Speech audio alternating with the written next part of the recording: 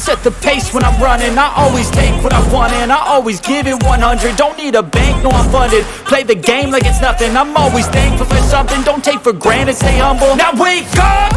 It's time to look at the enemy. Look in the mirror if he is no friend to me. It's not working out, maybe it's the chemistry. It's time to break up so I can make a better me. Better believe in your mind, cause it's everything.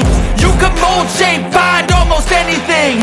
All it takes is some time and some clarity to find your identity. It's mind over everything. Step 1, wake up early, gonna rise with the sun. Step 2, get some good, some food in you. Step 3, think real hard about what you wanna be. Step 4, fuck everybody, just do your thing. Wake up, today's gonna be a good day. Wake up, today's gonna be a good day. Wake up, today's gonna be a good day. Wake up, today's gonna be a good day. Wake up, today's gonna be a good day. Wake up, today's gonna be a good day.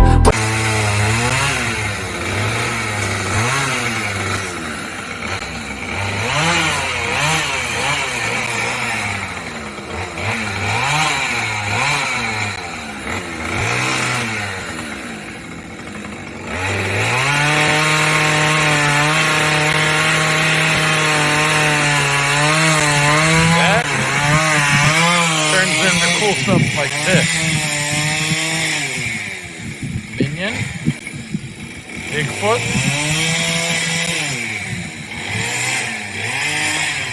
that is awesome. This is just a sample. Look at this stuff. You got Santa over there, a bear, an Indian back there, kind of a bigger Indian. There's a bald eagle over here I'm going to show you. I can't believe these were just like stumps of logs. This is crazy.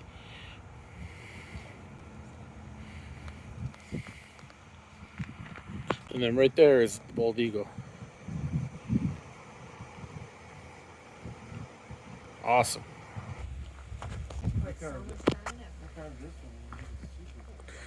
About to see the world's largest Bigfoot.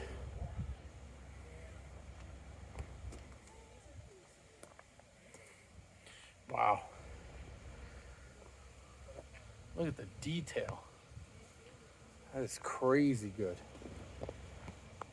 This Bigfoot is unreal though.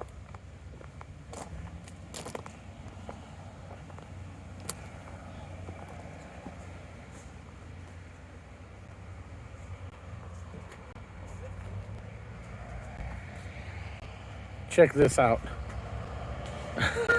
That is awesome.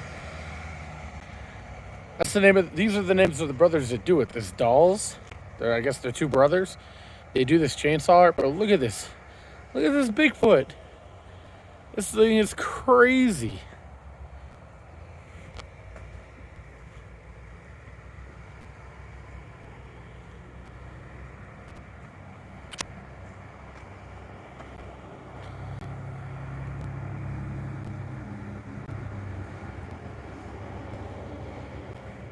And again, the detail in the face. I'll zoom in on that. Look at this. Just unbelievable.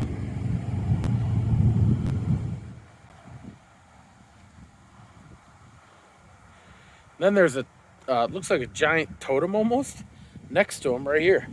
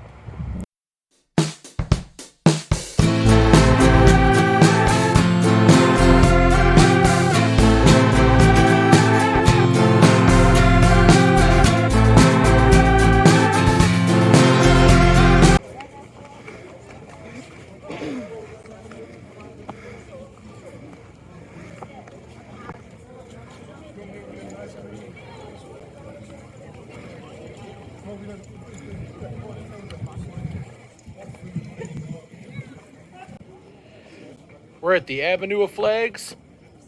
Got a shout out OH. IO, baby! Yeah!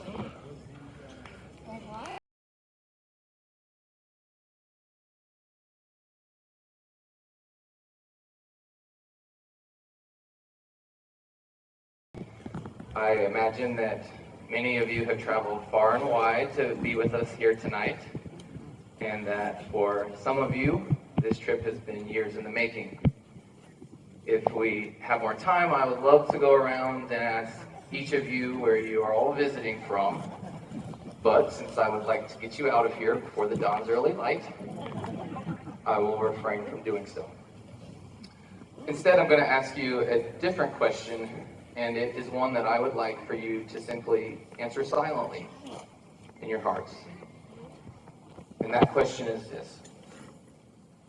When you look at Mount Rushmore, how does it make you feel? What does it make you think about? And what emotions, if any, does it stir inside of you? Perhaps when you look at Mount Rushmore, you are instilled with a deep sense of patriotism and pride to be an American. Perhaps you're filled with a sense of admiration for our presidents and founding fathers. Perhaps, however, it makes you feel a bit more conflicted. Maybe you've always admired our founding fathers, but you also recognize that some of their views, values, and actions do not align with your own or those of the 21st century in general. Perhaps when you look at Mount Rushmore, you see an iconic work of art or an impressive feat of engineering. Or perhaps it makes you think of the indigenous inhabitants of this land and of the injustices that happen to Native Americans and other minority groups in this country. But regardless of how it makes you feel, your opinion is valid. One of the greatest things about this country is that the First Amendment to our Constitution grants us the freedom of speech. And with that comes the freedom of thought and opinion.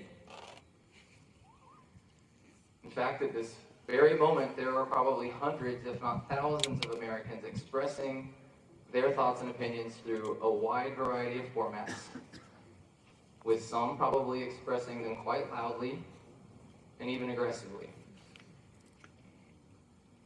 In this very audience, I imagine that there are a wide array of views regarding such hot topics as politics, race, the media, and social media, immigration, gun control, gender identity, masks, plus a whole lot more if we were to start debating them. And I'm sure they would incite passions if we were to start debating them. And for those of you that are becoming anxious by even thinking about such a debate, don't worry, we will not be going there. But while there are sure to be many things that make us stand apart or even separate us, I'd like for us to take a minute to consider something that unites us. And that is our shared experience as human beings. As human beings, I would hypothesize that virtually all of us have experienced certain thoughts, feelings, and emotions that are universal in nature.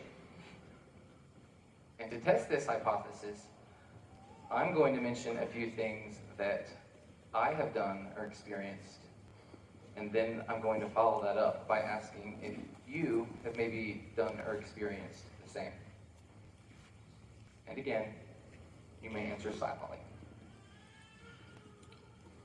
To begin, I can proudly admit that I have done my fair share of good deeds that I like to think benefited my fellow man. even if just in a small way. Of you, I'm not so proud to admit, however, that I have said and done things that were hurtful, and that I later regretted. Have you?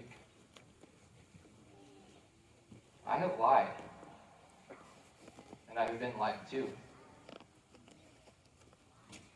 Have you? I have judged, and I have also been judged.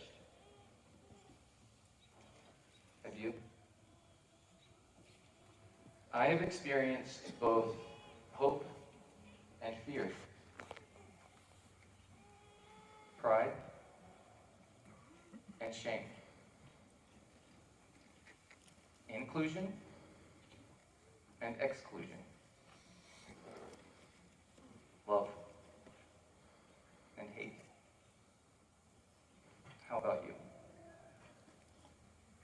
Now, if my hypothesis is correct, virtually all of us, if we are old enough and being completely honest, have experienced most, if not all, of the things I just mentioned, plus a whole lot more.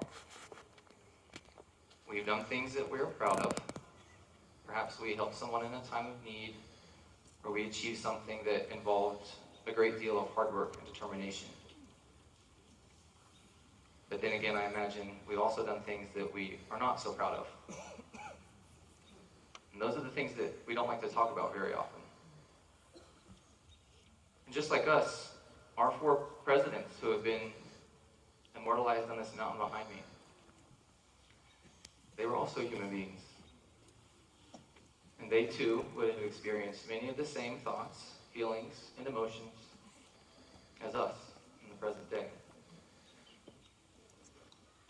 They each, at certain points, felt overwhelmed by the responsibilities and duties of their job.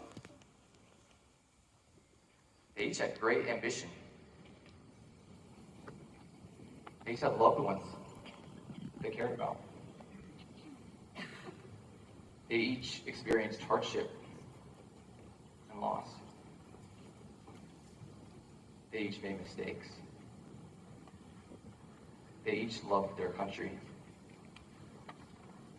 Can you relate? Like us, they were capable of good things and did good things. And as presidents, they played an instrumental role in the birth, expansion, preservation, and development of the United States, which is why sculptor Gutzon Borglum chose them for permanent display on the mountain. In recent years, however, our society has become much more critical of some of their actions, specifically as they relate to the issues of slavery and race. There are now ongoing debates as to whether these men should continue to be celebrated, despite the fact that some of their views, values, and actions, acceptable in their own lifetimes, are anything but in ours. Such debates have even contributed to our divisiveness as a society. However, as we sit here tonight, as a diverse group of individuals, united by the human experience, and also united by this unique opportunity to share both time and space, I ask you to once again consider the question that I posed to you earlier. How does Mount Rushmore make you feel? But this time when you answer, I would like for you to also consider how someone whose background might be different than your own might answer the same question. Can you see how they might answer differently? And can you accept that about them? Because if you can, and they can, and we all can, perhaps we can learn to view these 4 presidents for what they were. 4 human beings who served their country, and whose actions, good, bad, and ugly, will pave the way for the United States we now know, and hopefully still love. And by learning to accept their flaws, maybe we can learn to accept our own flaws and those of our neighbors, countrymen, and citizens of the world. And man, wouldn't that be nice?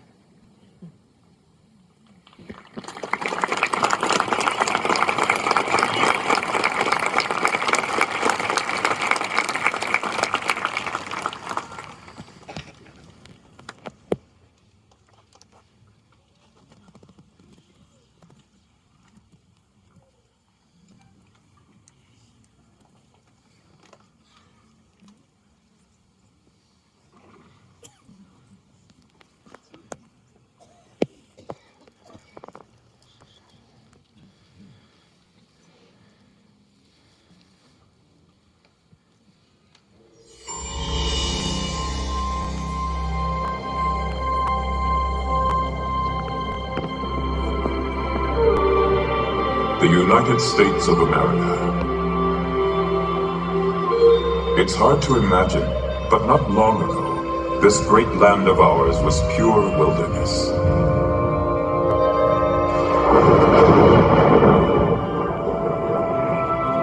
A place where millions of bison roamed freely throughout the plains.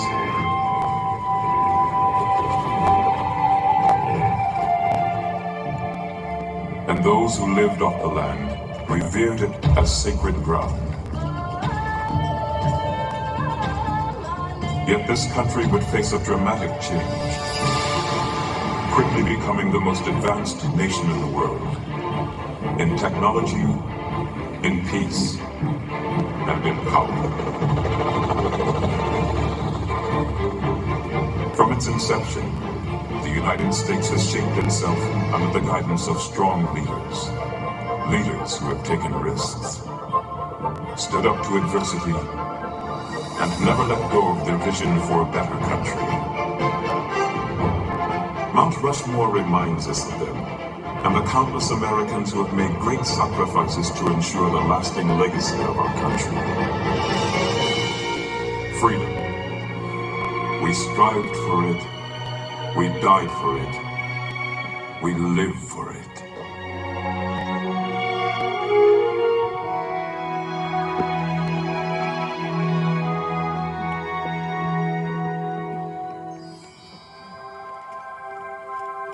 The year was 1923.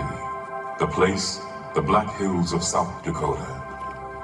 State historian Doane Robinson proposed that these granite outcroppings could be the site of an enormous monument dedicated to the heroes of the West, such as Lewis and Clark and Chief Red Cloud. But commissioned sculptor Gutzon Borglum had a different concept in mind. Borglum was a passionately patriotic man, and believed that a more fitting tribute should honor the American experience. A memorial that would represent our ideals, our dreams, and our accomplishments as a country. A memorial that would convey a spirit of patriotism. Borglum chose his canvas carefully. The giant granite rock face of Mount Rushmore. And in 1927, work on the mountain began.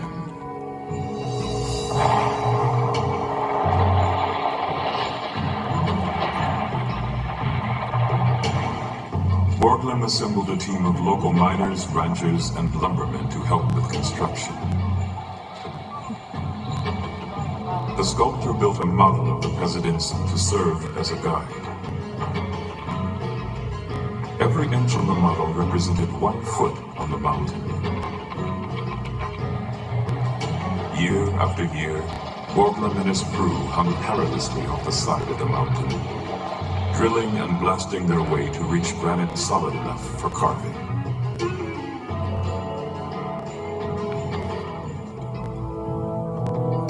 It took 14 years and nearly $1 million to complete the 4 60-foot faces.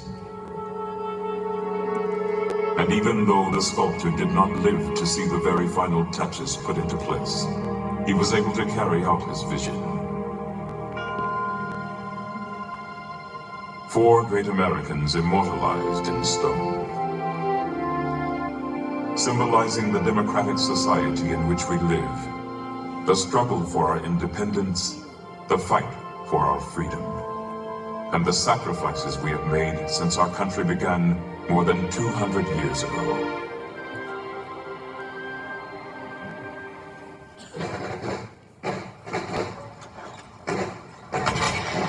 It was a time of rebellion and of war.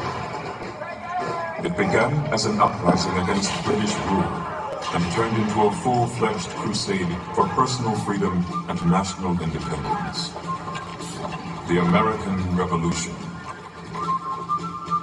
From 1775 to 1783, up to 250,000 patriots engaged in battle. Even during the toughest times, when the Continental Army seemed undisciplined and ill-equipped, one man's courage and determination ultimately led the troops to victory over the British.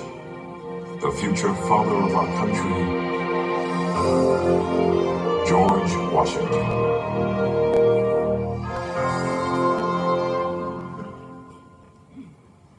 Born and raised in colonial Virginia, George Washington grew up to be a firm believer in American independence. Even though his heart yearned for quiet family life at his Mount Vernon home, his deep commitment to the Republic made him answer the call of his country time and time again. As general, Washington became an instant hero throughout the colonies. The public was so enamored with him that many people wished that he become king. But Washington scoffed at such an idea. The army must serve the country, but not rule it. Express your utmost horror and detestation of the man who wishes to overturn the liberties of our country. George Washington, 1783.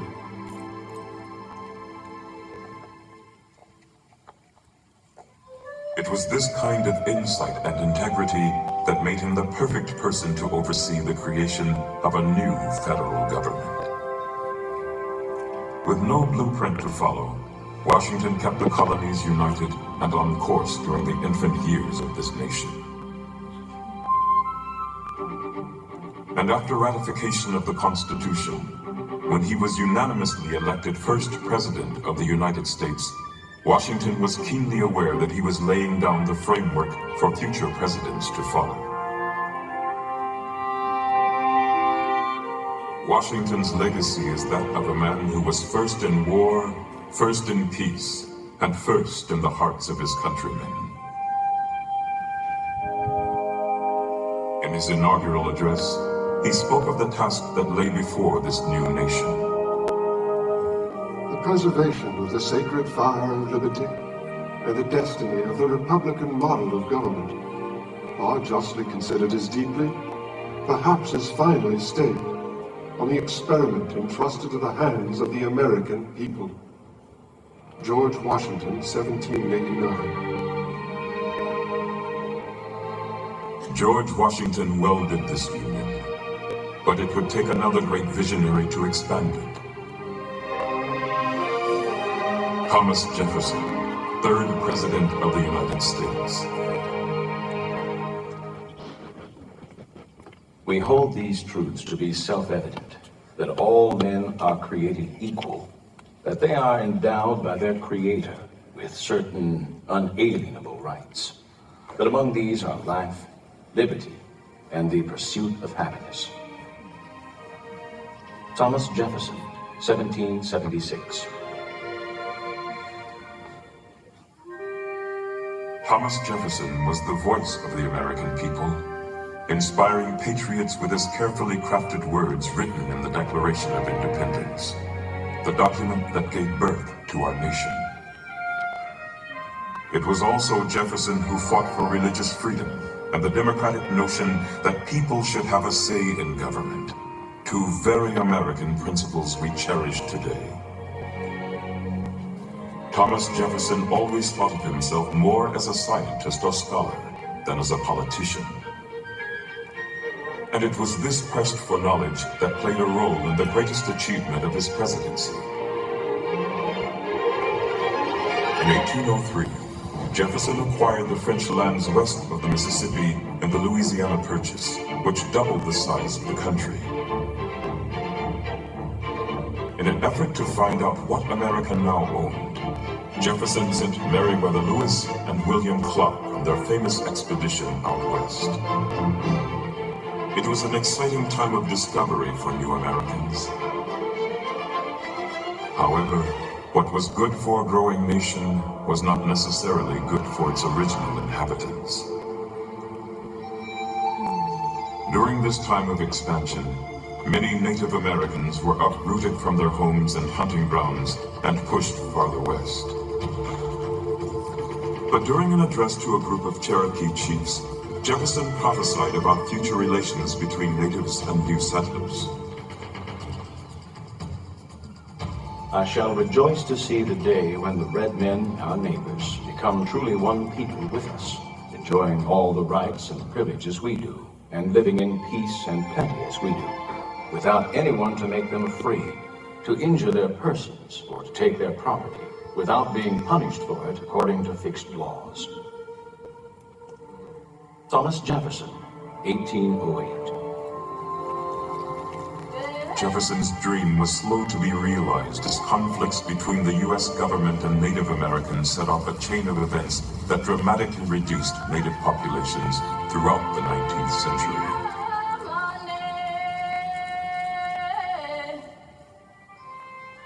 Thomas Jefferson believed in the promise of America and had faith in the American people. But this faith would truly be tested nearly 60 years later, when the Republic came dangerously close to unraveling. The Civil War was the most tumultuous period in American history. The differences between the states had deeply divided the nation, pitting brother against brother on American soil. But it was the determination of one man to keep the United States united. Abraham Lincoln, our 16th president. Abraham Lincoln was a self-made man of great character, a frontiersman who came from humble beginnings.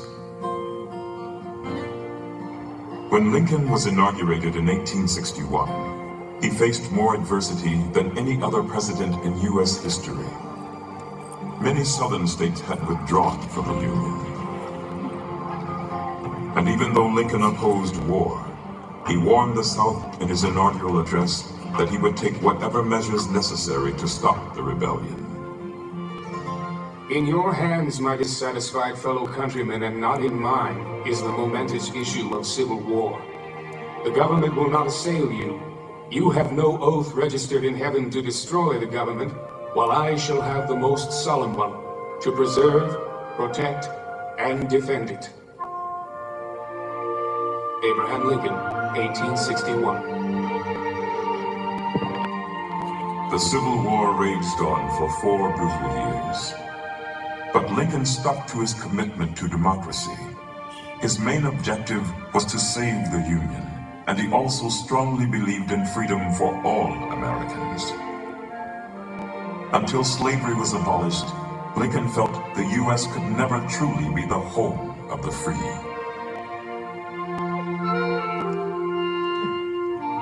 Lincoln's Emancipation Proclamation began the process that ended the evils of slavery forever.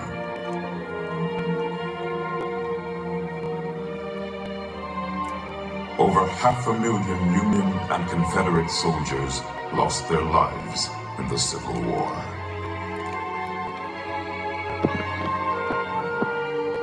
But during his famous Gettysburg Address, Lincoln reminded the American people what this war was really all about.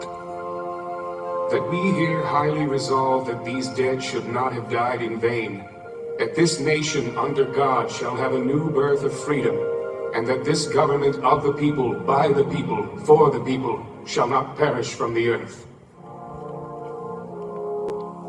Abraham Lincoln, 1863.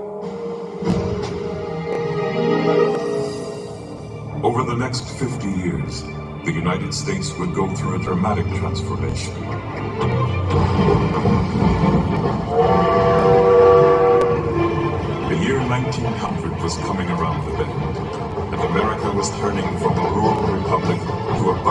industrial power.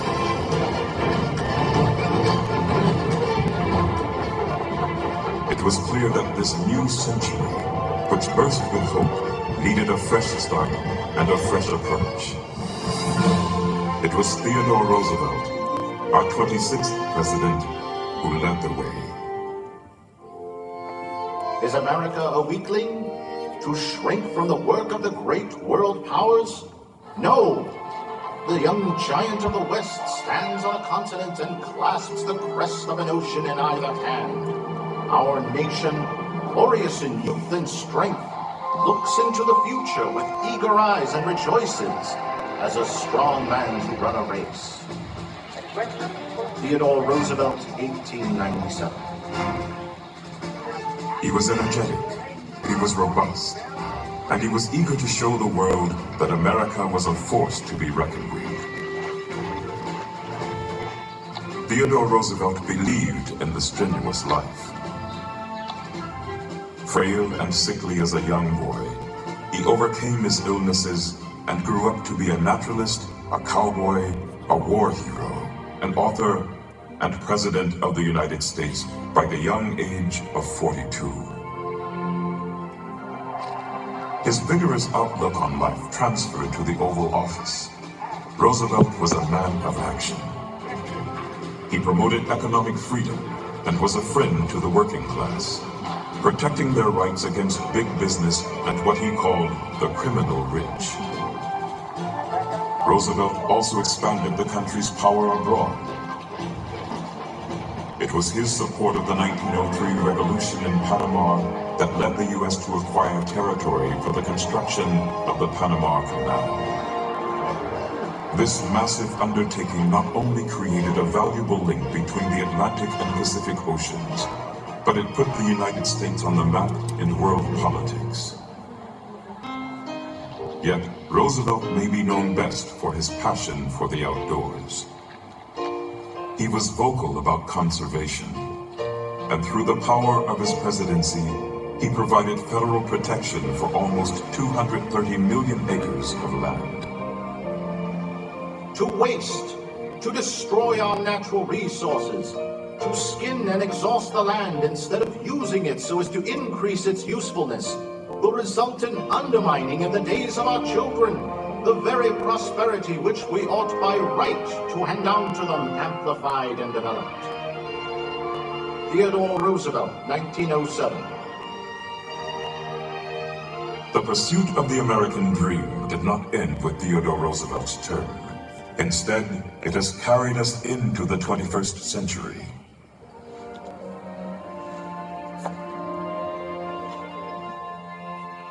Throughout history, countless Americans have made great sacrifices so that we can enjoy the freedoms of this land. The only thing we have to fear. I have a dream today. Ask not what your country can do for you.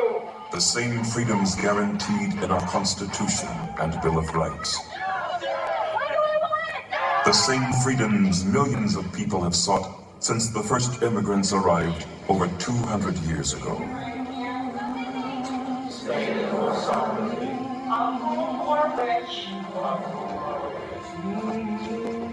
Gutzon Borglum reminds us of this with his timeless memorial.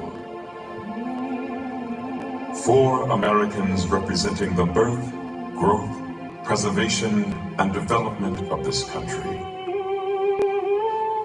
All embodying the spirit of our nation. All advocates of freedom, dignity, and the ideals of American life. Oh, beautiful for spacious skies, for amber waves of grain, for purple mountain majesties above the fruited plains. America,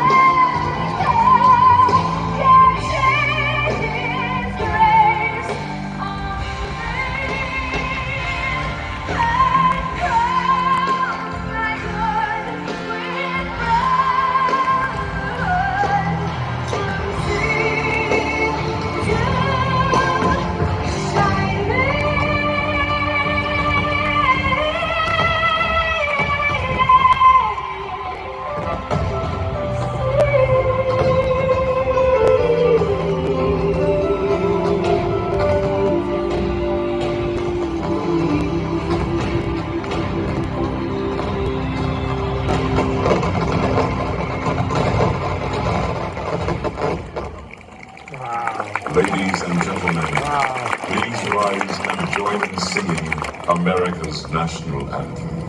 Oh, say can you see?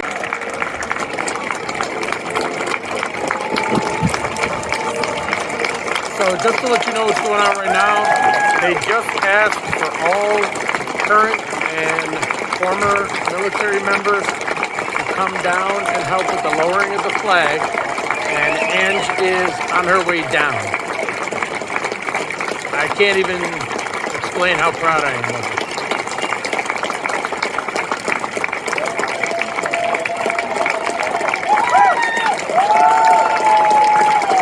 You want a picture of heroes, everybody? There it is.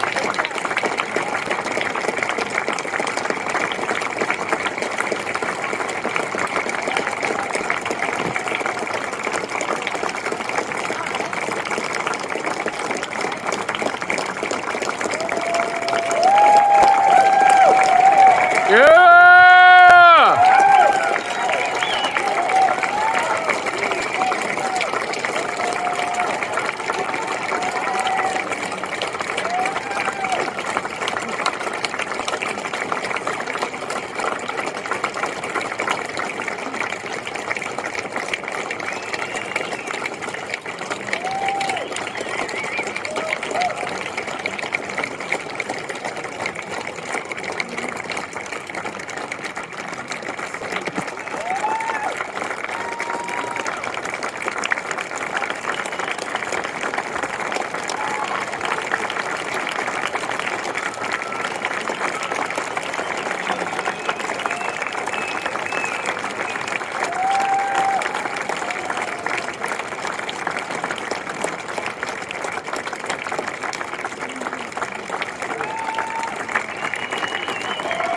And again, just a shout out to everyone I know.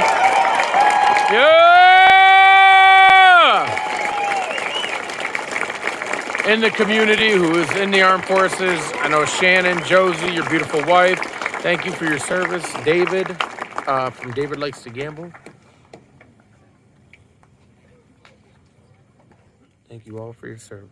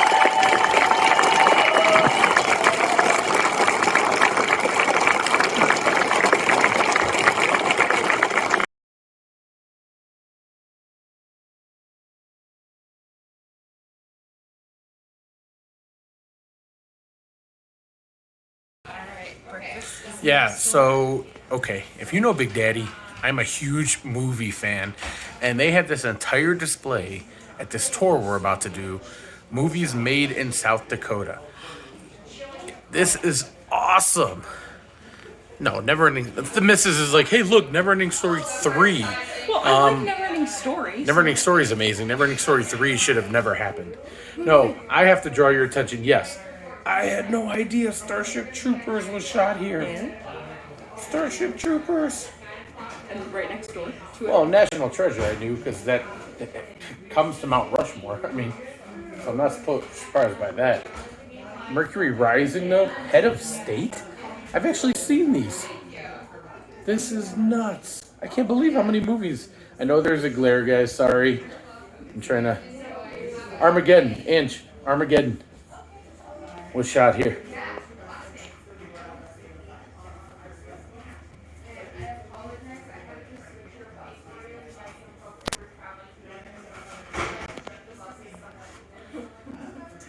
North.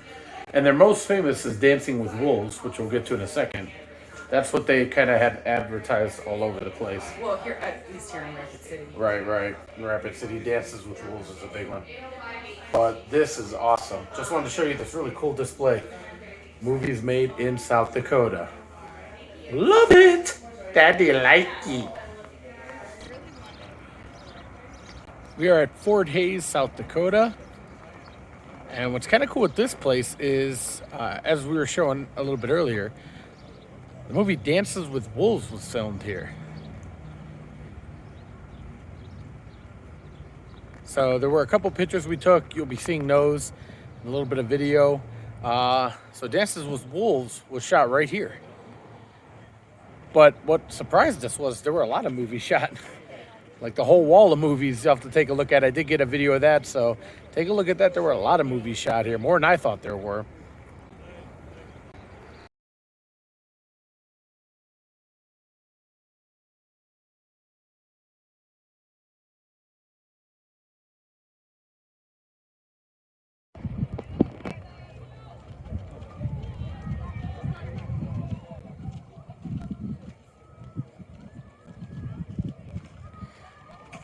Nicolas Cage, National Secrets, Book of Treasures, standing right there. That's right where those kids are. That's amazing.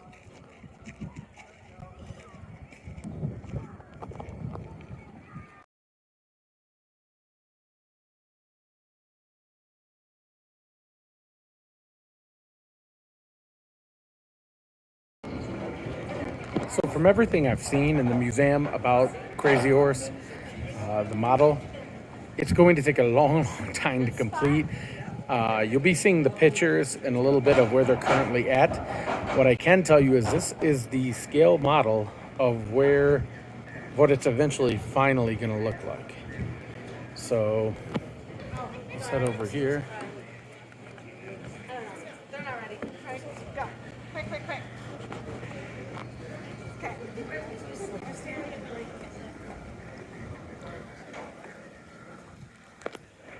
So there's people in front of it, so you get kind of a comparison of how big just the scale model is. So just imagine that on a mountaintop.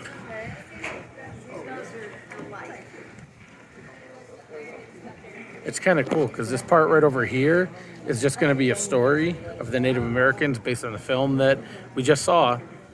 So it looks incredible, but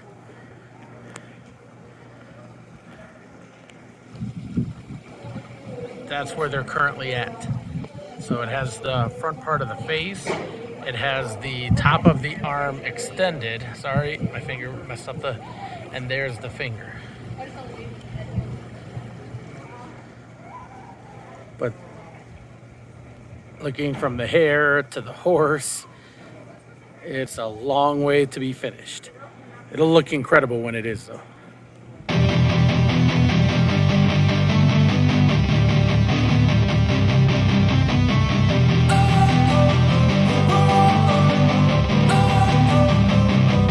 Don't wanna sleep in, cause I got something to prove. I gotta take what I hate and finally make a move. I think of you and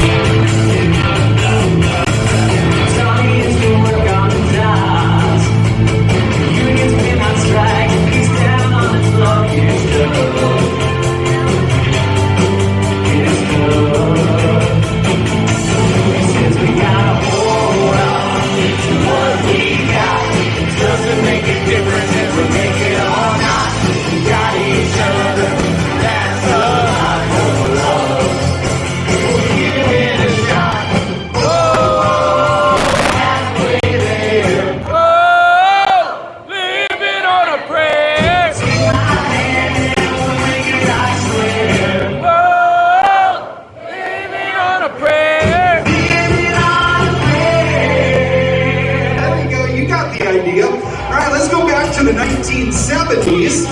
I think you're gonna know this one. Want to get your arms loosened up though. Tell Rosie what's exciting about this one. Young man, there's no need to feel down. I said, young man, pick yourself off the ground. I said, young man, 'cause you're in a new town. There's no need to be unhappy. Hey, hey, hey, hey, hey, we're gonna stay at the YMCA. We're gonna play at the YMCA. You can get yourself free. You can have a good meal. You can do whatever you feel. We're gonna stay at the YMCA. We're gonna play at the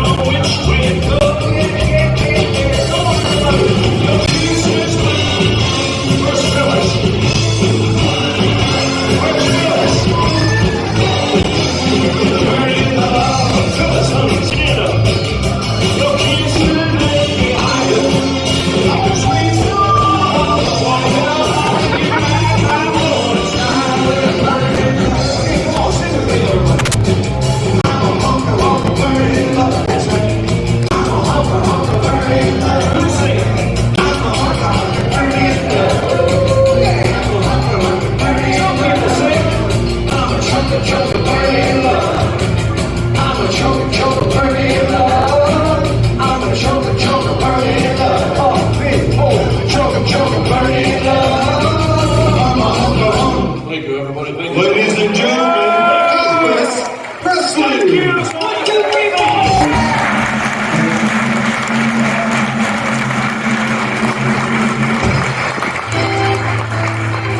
We want to thank you for your service, and this song is dedicated to you.